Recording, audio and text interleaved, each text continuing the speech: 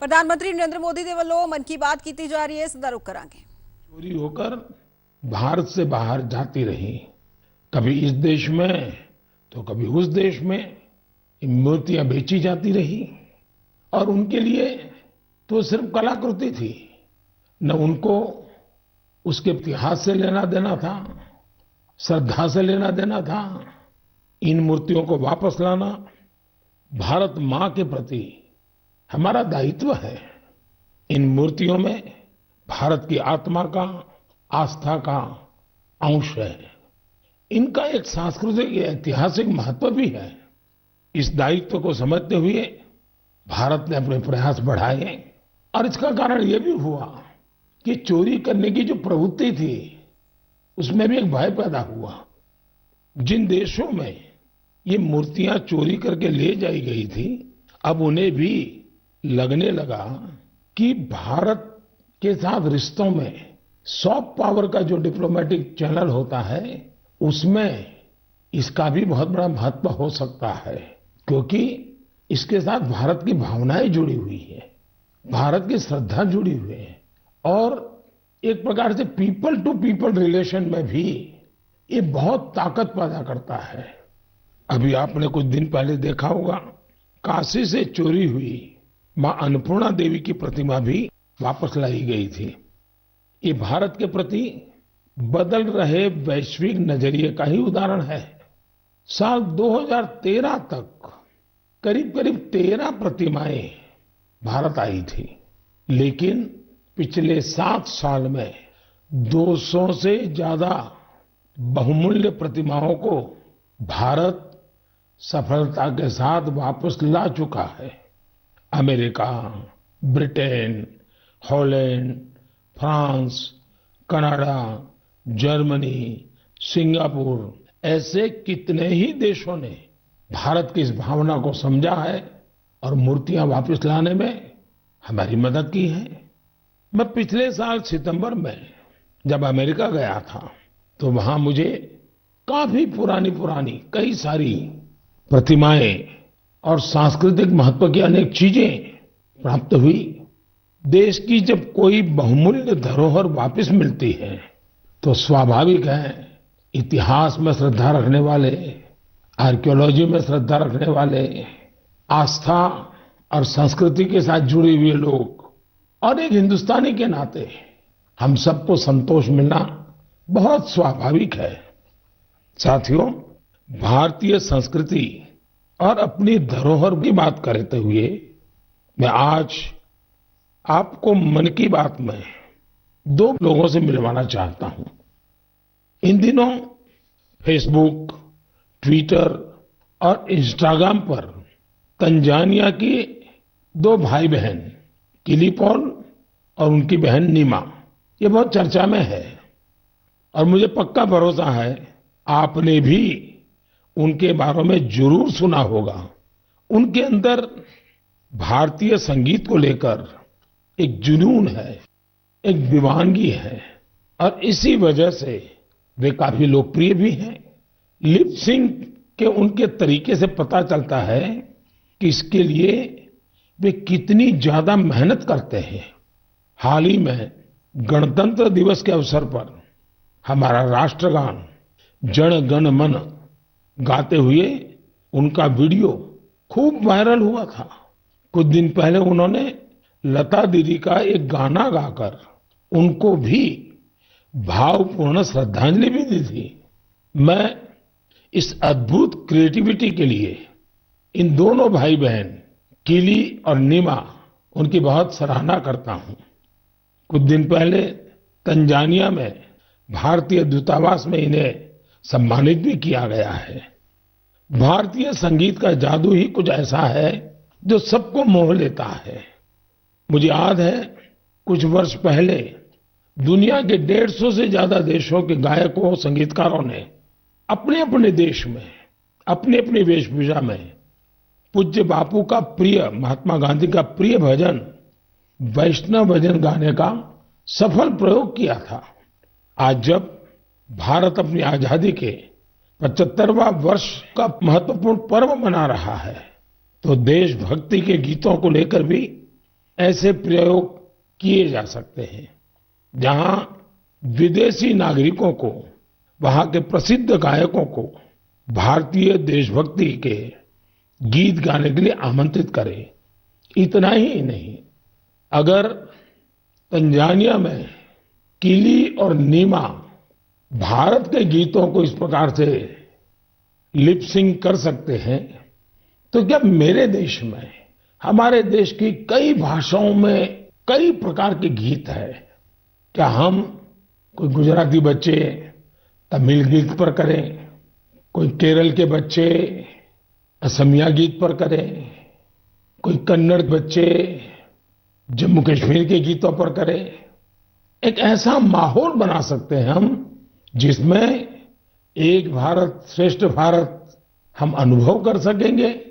इतना ही नहीं, हम आजादी के अमृत महोत्सव को एक नए तरीके से जरूर मना सकते हैं। मैं देश के नौजवानों से आह्वान करता हूं, आइए भारतीय भाषाओं के जो पॉपुलर गीत हैं उनको आप अपने तरीके से वीडियो बनाइए, बहुत पॉपुलर हो जाएंगे आप, और देश की विविधताओं का नई पीढ़ी को परिचय होगा। मेरे प्यारे देशवासियों, अभी कुछ दिन पहले ही हमने मातृभाषा दिवस मनाया। जो विद्वान लोग हैं वो मातृभाषा शब्द कहां से आया, इसकी उत्पत्ति कैसे हुई, इसे लेकर बहुत एकेडमिक इनपुट दे सकते हैं। मैं तो मातृभाषा के लिए यही कहूंगा कि जैसे हमारे जीवन को हमारी मां गढ़ती है, वैसे ही मातृभाषा भी हमारे जीवन को गढ़ती है।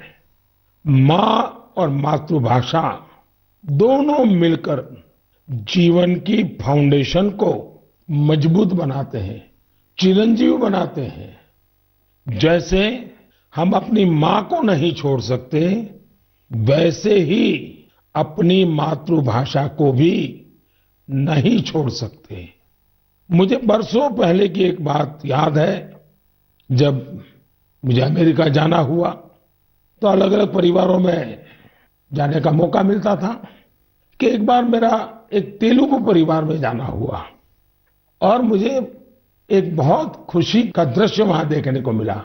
उन्होंने मुझे बताया कि हम लोगों ने परिवार में नियम बनाया है कि कितना ही काम क्यों न हो, लेकिन अगर हम शहर के बाहर नहीं है तो परिवार के सभी सदस्य डिनर टेबल पर बैठ के साथ में लेंगे।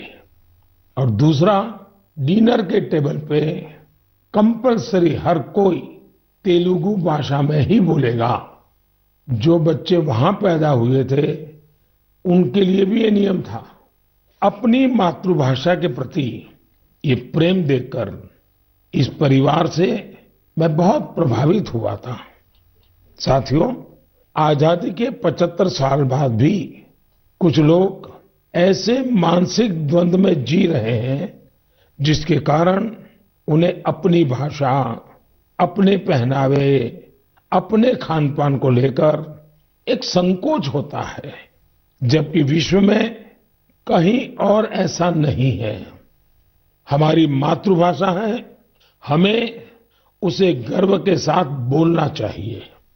और हमारा भारत तो भाषाओं के मामले में इतना समृद्ध है कि उसकी तुलना ही नहीं हो सकती।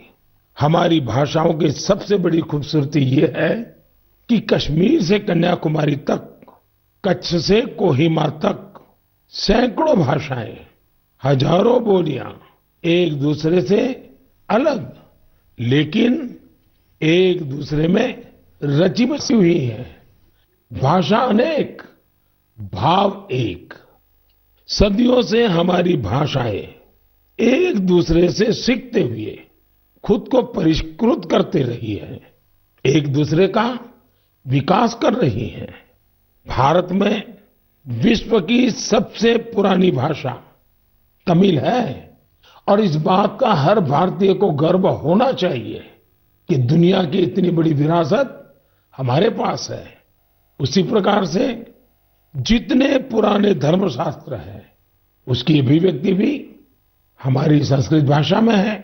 भारत के लोग करीब 121, यानी हमें गर्व होगा, 121 प्रकार की मातृभाषाओं से जुड़े हुए हैं और इनमें 14 भाषाएं तो ऐसी हैं जो 1 करोड़ से भी ज्यादा लोग रोजमर्रा की जिंदगी में बोलते हैं। यानी जितनी कई यूरोपियन देशों की कुल जनसंख्या नहीं है, उससे ज्यादा लोग हमारे यहाँ अलग अलग 14 भाषाओं से जुड़े हुए हैं।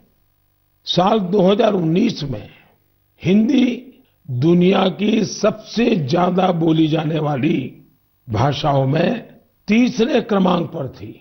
इस बात का भी हर भारतीय को गर्व होना चाहिए। भाषा केवल अभिव्यक्ति का ही माध्यम नहीं है, बल्कि भाषा समाज की संस्कृति और विरासत को भी सहेजने का काम करती है। अपनी भाषा की विरासत को सहेजने का ऐसा ही काम सूरीनाम में सुरजन परोही जी कर रहे हैं। इस महीने की 2 तारीख को वो 84 वर्ष के हुए हैं। उनके पूर्वज भी बरसों पहले हजारों श्रमिकों के साथ रोजी रोटी के लिए सूरीनाम गए थे। सुरजन परोही जी हिंदी में बहुत अच्छी कविता लिखते हैं। वहां के राष्ट्रीय कवियों में उनका नाम लिया जाता है। यानी आज भी उनके दिल में हिंदुस्तान धड़कता है। उनके कार्यों में हिंदुस्तानी मिट्टी की महक है।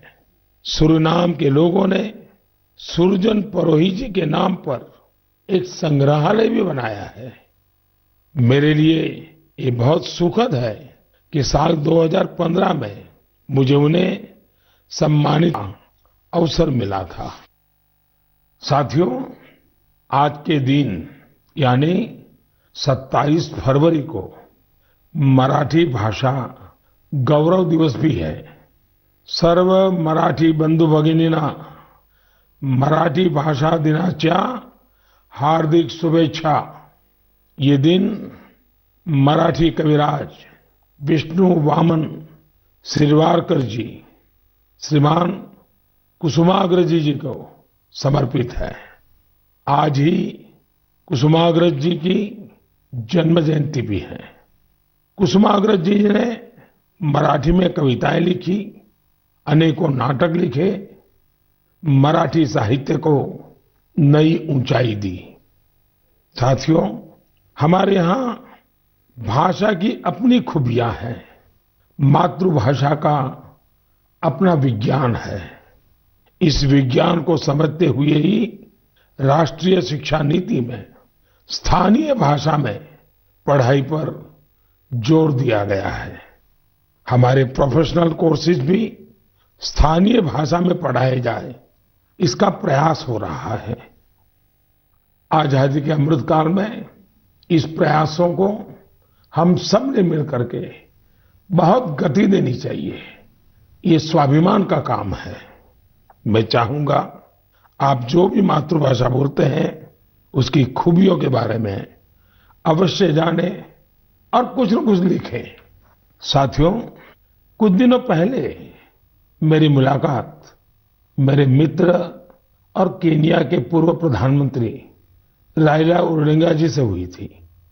ये मुलाकात दिलचस्प तो थी ही, लेकिन बहुत भावुक थी।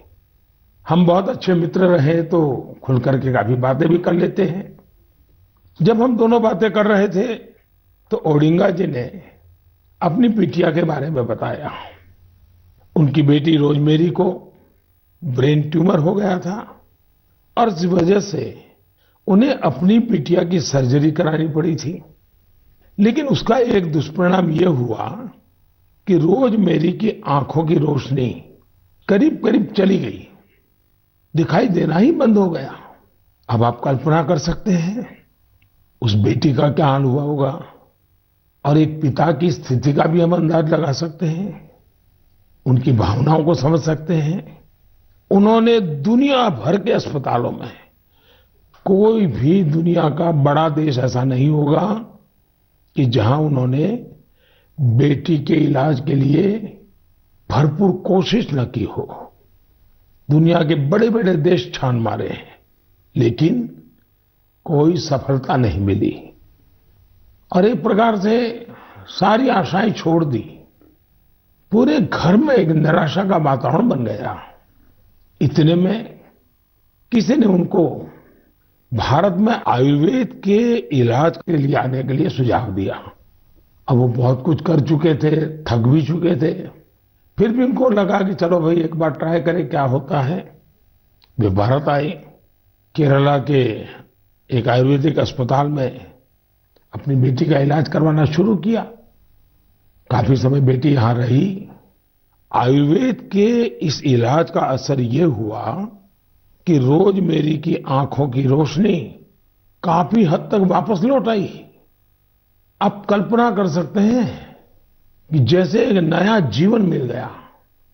और रोशनी तो रोजमर्रा के जीवन में आई, लेकिन पूरे परिवार में एक नई रोशनी, नई जिंदगी आ गई। और ओडिंगा जी इतने भावुक होकर के बात मुझे बता रहे थे कि उनकी इच्छा है कि भारत के जो आयुर्वेद का ज्ञान है, विज्ञान है, वो केन्या में ले जाएं। जिस प्रकार के प्लांट्स इसमें काम आते हैं, उन प्लांट की खेती करेंगे और इसका लाभ अधिक लोगों को मिले, इसके लिए वो पूरा प्रयास करेंगे। मेरे लिए बहुत खुशी की बात है कि हमारी धरती और परंपरा से किसी के जीवन से इतना बड़ा कष्ट दूर हुआ। और ये सुनकर के आपको भी खुशी होगी।